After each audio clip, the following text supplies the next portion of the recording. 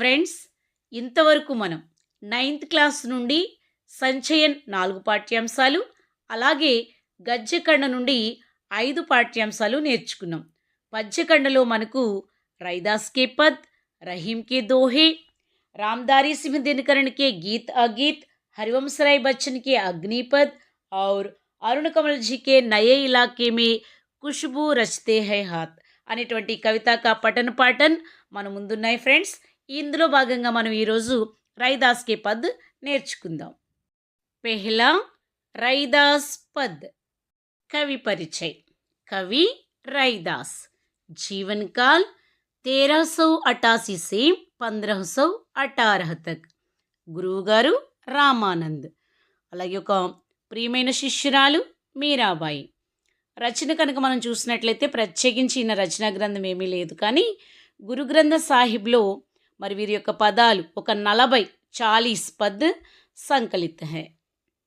వీరి ఖ్యాతిని గురించి విన్న సికిందర్ లోడి వీరిని ఢిల్లీకి ఆహ్వానించారు.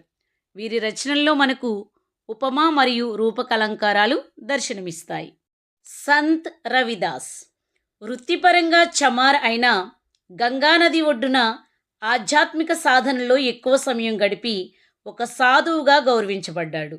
వీరి స్వచ్ఛమైన ప్రసంగం పలు ఆధ్యాత్మిక సందేహాలను నివృత్తి చేసేది. భగవంతుని పట్ల అపరిమితమైన ప్రేమతో కూడిన భక్తి వీరికే సొంతం. అందుకే మీరాబాయి తన గురువైన రవిదాస్ గారి గురించి ఇలా అంటుంది: సంత్ రవిదాస్ రూపంలో నాకు గురువు లభించడం వల్ల నా జీవితం సాఫల్యం అయ్యింది అని. రవిదాస్ ప్రాముఖ్యంగా తన కవిత్వములో లింగ వివక్ష మరియు సామాజిక విభజనలను తొలగించాలని బోధించాడు. వ్యక్తిగత ఆధ్యాత్మిక స్వేచ్ఛ సాధనలో ఐక్యతను ప్రోత్సహించాడు. నేటికి దేశ విదేశాల్లో సద్గురువుగా పూజలు అందుకుంటున్నాడు. పెహ్లా పద్లో కవి రైదాస్ భగవంతునితో ఇలా విన్నవించుకుంటారు: ఓ ప్రభు, నీవు చందనం అయితే నేను నీరుని. ఎలా అయితే గంధపు పరిమళం నీటి బొట్టు అణువణువులో వ్యాపిస్తుందో అలాగే నాలోని ప్రతి అణువు నీ భక్తిలో లీనమైపోతుంది. ఓ ప్రభు, నీవు మేఘానివైతే నేను నెమలిని. కారు మబ్బులను చూసి మయూరం ఎలాగైతే పురివిప్పి పరవశించి నాట్యమాడుతుందో నా ఆత్మలో కొలువైన నిన్ను చూసినప్పుడు నేను పరవశించిపోతాను. ఓ ప్రభు, నీవు చంద్రుడివైతే నేను చకోరా పక్షిని. నిండు పున్నమి నాటి చంద్రుణ్ణి చకోరా పక్షి ఏ విధంగానైతే ప్రేమతో కన్నులార్పకుండా చూస్తుందో అదేవిధంగా నా మనసు నిండా నిండియున్న నీ ప్రేమాస్వరూపాన్ని తదేకంగా చూస్తున్నాను స్వామి అంటారు. ఓ ప్రభు, నీవు దీపమైతే నేను కాలెడు ఒత్తిని. ఎల్లప్పుడూ నీ ప్రేమ సన్నిధిలో పగలు రాత్రి నీ కటాక్షముకై వెలిగింపబడుతూ ఉంటాను. ఓ ప్రభు, నీవు ముత్యమైతే నీ భక్తుడనైన నేను ముత్యాలు పొదిగిన దారం లాంటి వాడను. నిన్ను హత్తుకునే ఉంటాను. నీవు నా స్వామివి, నేను నీ పాదానుదాసుడను అంటూ దీన మనసుతో తన స్వామిని కీర్తిస్తూ ఉన్నారు. ఎందుకంటే తన స్వామి కొండపైన కోవెలలోనో లేక మసీదులోనో లేరు, తన అంతరాత్మలోనే ఎల్లప్పుడూ కొలువై ఉన్నారు. అంతేకాదు, సర్వకాల సర్వావస్థలయందు తనతోనే ఉన్నారని కవిగారు ఈ పద్యపాదంలో వర్ణించారు.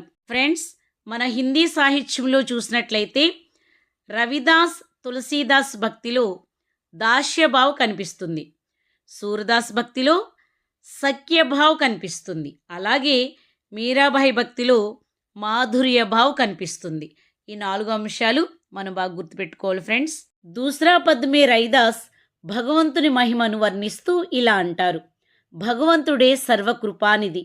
ఆయన కృప అణగారిన పేదల పట్ల తన కరుణ అను గొడుగును ఉంచి అన్ని ఆపదల నుండి కాపాడుతుంది. తన చల్లని కృపతో నామదేవ్, కబీర్ వంటి సాధువులకే కాదు, త్రిలోచన్, సైను వంటి సాధారణ భక్తులకు, అలాగే కసాయివాడైన సధనాకు కూడా కృపను అనుగ్రహించగలడు. భగవంతుని కృప వల్లే సర్వము సాధ్యమవుతుంది.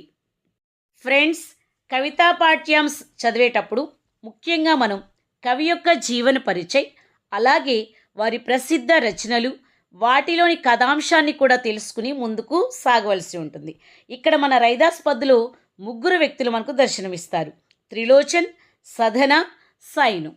త్రిలోచన్ అనే స్టోరీని మనం చూసినట్లయితే అంతర్యామి అనే పేరుతో సాక్షాత్తు భగవంతుడే తన భక్తుడైన త్రిలోచని ఇంటికి వచ్చి సేవ చేయటం, తన భక్తులను కాపాడటం కూడా జరుగుతుంది.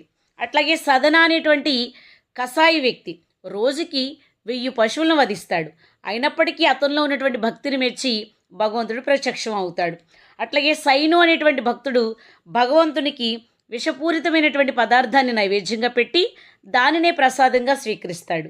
కానీ భగవంతుడి కృప వల్ల మరణాన్ని జయిస్తాడు. సో ఇలాంటి వారి యొక్క ఉదాహరణలన్నిటినీ కూడా రైదాసు 2వ పద్దులో మనకు చూపిస్తూ భగవంతునికి పేద భక్తుడు, ధనిక భక్తుడు అన్న తేడా ఏమీ లేదు, అందరినీ సమాన దృష్టితో చూస్తాడు అన్న విషయాన్ని స్పష్టం చేస్తాడు మన రవిదాస్.